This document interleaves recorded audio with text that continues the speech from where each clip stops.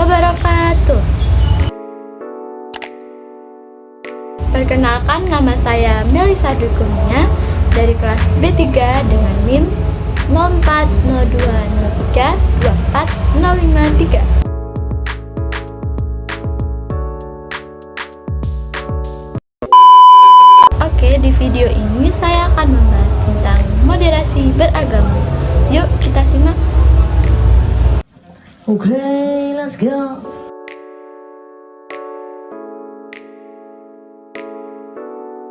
Pasti bagi sebagian orang udah gak asing sama istilah moderasi beragama. Nah, apa sih moderasi beragama itu?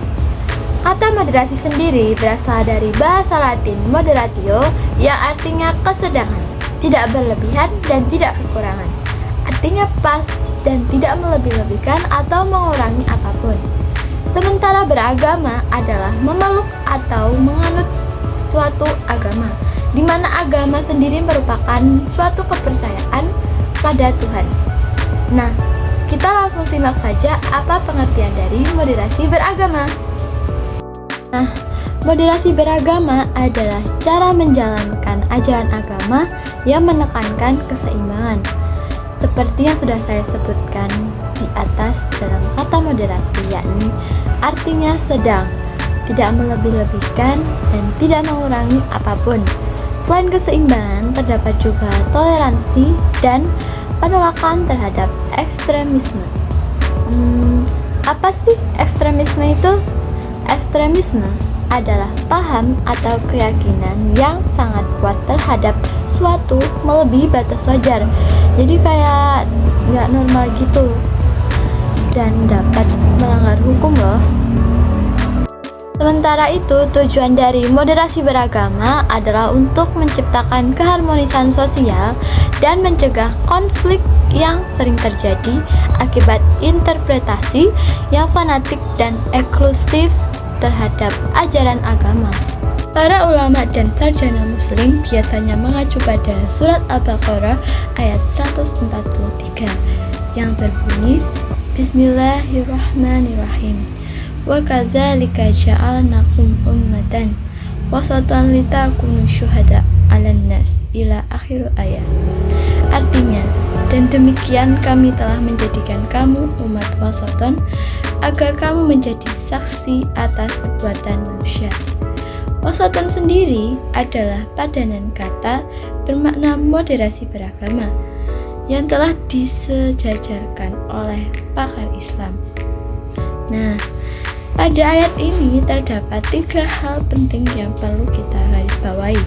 Yang pertama, kata ummatan, yakni umat yang menjadi pembicaraan utama dalam ayat tersebut. Yang kedua, Allah memakai kata ja'ala yang artinya menjadikan. Kalau ja'ala itu harus ada usaha dari kita sebagai manusia untuk menjadikan sesuatu yang diberikan oleh Allah Subhanahu wa Ta'ala sebagai potensi. Yang ketiga, kata wasaton yang artinya moderat atau tidak berlebihan.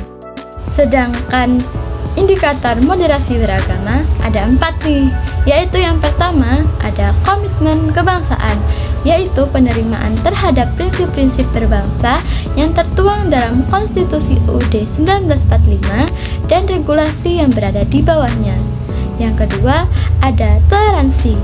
Semua daripada tahu dong apa itu toleransi, yaitu sikap untuk memberi ruang dan tidak mengganggu hak orang lain untuk berkeyakinan, mengekspresikan keyakinannya, dan menyampaikan pendapat. Yang ketiga, ada akomodatif terhadap kebudayaan lokal untuk melihat sejauh mana kesediaan untuk menerima praktik amaliyah keagamaan yang mengakomodasi kebudayaan lokal dan tradisi. Yang keempat, atau yang terakhir ada anti kekerasan. Dalam moderasi beragama, radikalisme atau kekerasan dalam konteks moderasi beragama dipahami sebagai suatu ide dan paham yang ingin melakukan perubahan pada sistem sosial dan politik dengan menggunakan cara kekerasan atas nama agama. Di Indonesia sendiri terdapat 6 agama yang diakui, yaitu Islam, Kristen, Katolik, Hindu, Buddha, dan Konghucu. Sebenarnya seberapa penting sih moderasi beragama itu? Jawabannya adalah sangat penting. Seperti pada tujuan dari moderasi beragama, yakni mewujudkan keharmonisan sosial dalam masyarakat beragama.